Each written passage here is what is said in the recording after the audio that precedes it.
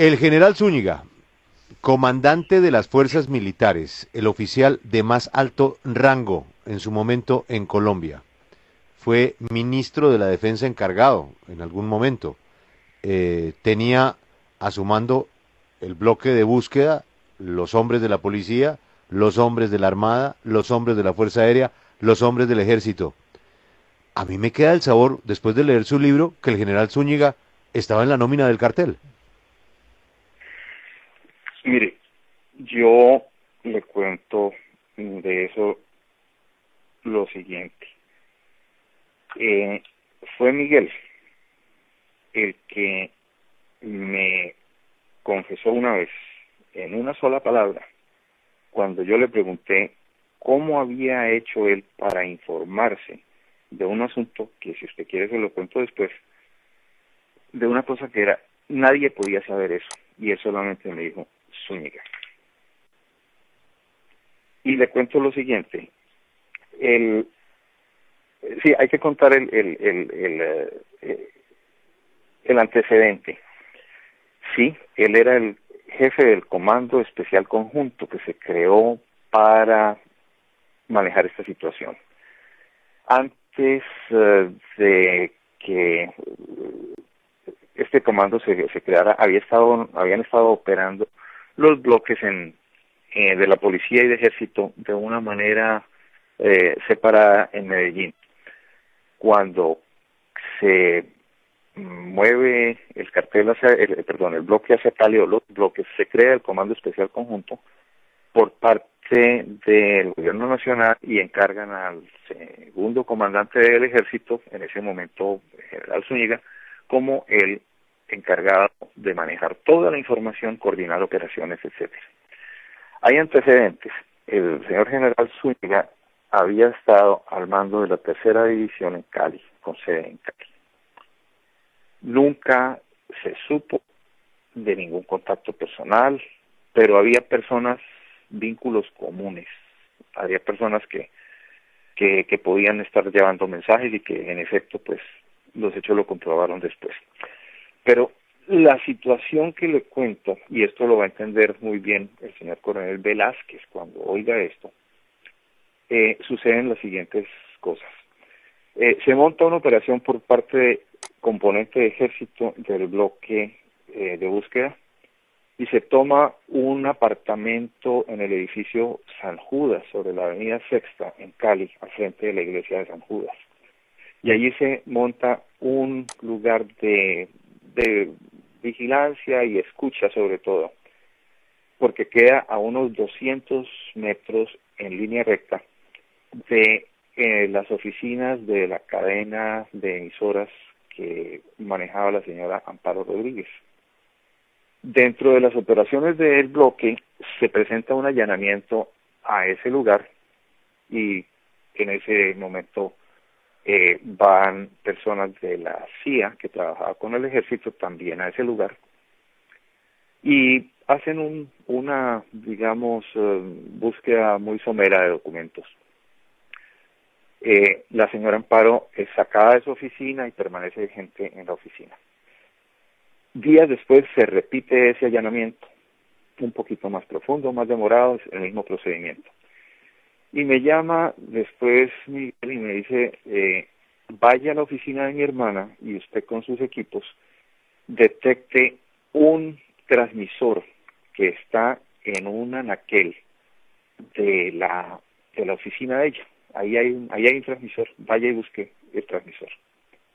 Yo llevo un aparato que mide la emisión de frecuencia radial y en efecto me corrobora con un bip, y en la medida que uno se aproxima al bip, se hace más sonoro o menos sonoro.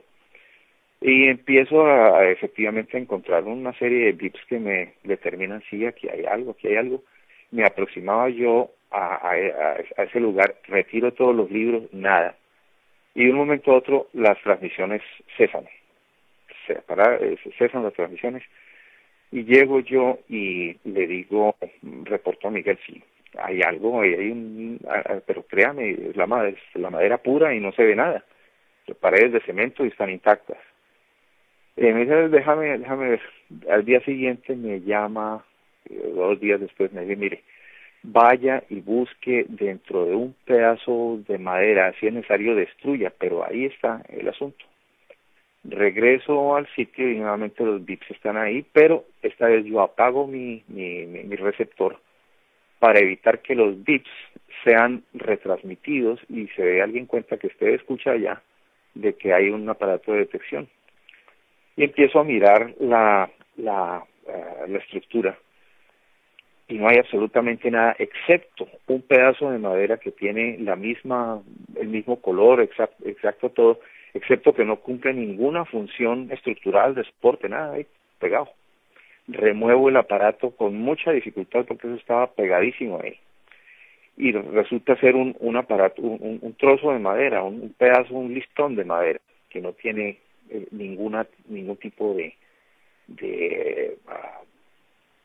función, pero no se le ve hueco de nada. Empiezo a mirar con más cuidado y hay un hueco pequeñísimo del orden de 1 milímetro y eso es todo. Y después me pongo a mirar las fibras de la madera y hay un pedazo también muy cercano donde no empata. El caso es que era un trabajo magistral de técnica de espionaje en donde se había en el primer allanamiento tomado posiblemente fotos del tinte de la madera, dimensiones que cuadraran el alaquel. En el segundo se construye el aparato y en el segundo día o el segundo allanamiento se pega eso allí con un pegante formidable, nunca he visto una cosa más fuerte. Y en el interior ya de eso yo entro a buscar qué hay allá y sí tiene una cavidad. Tiene una cavidad donde hay 2 elementos, hay 3, un conjunto de baterías, como no las he visto jamás, pero muy especiales, y hay un aparato receptor y un aparato transmisor. El aparato transmisor va a consumir más y el receptor permanentemente escucha y tiene la capacidad de activar el transmisor o apagarlo. Entonces, cuando detectaba algo, apagaba.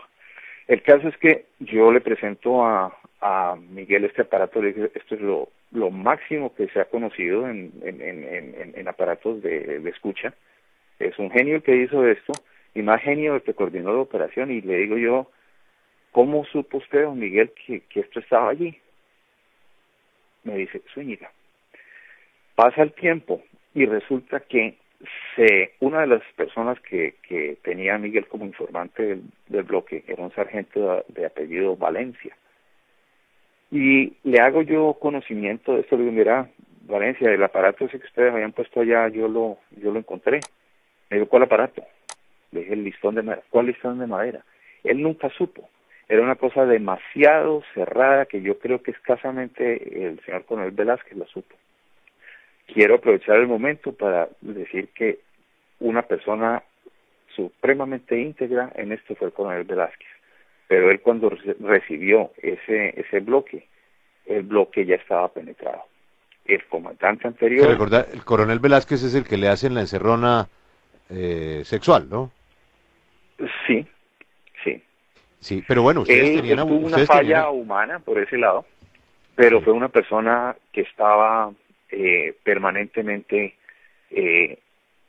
obsesionado pues con que esto se siguiera. Lo que dicen, don Jorge, es que como no pudieron comprarlo, le metieron una trampa pues que ya vulneró fue sus instintos humanos, es decir, Mire, se le fueron por la parte débil de su sexualidad. Sí, eso fue. Realmente eso se volvió casi que una pelea de poderes. Él sabía que la hija de Gilberto se iba a casar y dijo, aquí los consigo a todos. Y ellos de otra parte, pues a decir, bueno, no nos va a fregar y pues de alguna manera quedamos a par, pero va a tener su lección. Él falló desde ese punto de vista, muy humano, pero... Vamos del general Zúñiga a repartición de plata en la costa. ¿Usted sabe a través de quién entregaban la plata a los políticos en la costa, en Barranquilla? Yo no sé eso. Yo a la costa veía un desfile de congresistas costeños. ¿Quién coordinaba la entrega de la plata? ¿Quién era el que entregaba la plata a los políticos? Yo diría que Julián Morcillo. Él vivía en Bogotá, en una época hubo todo un piso de la residencia Tequendama tomado para tener una especie de club allá con cocina, con servicios de fax, con todo lo que usted necesitara, pero una oficina inmensa.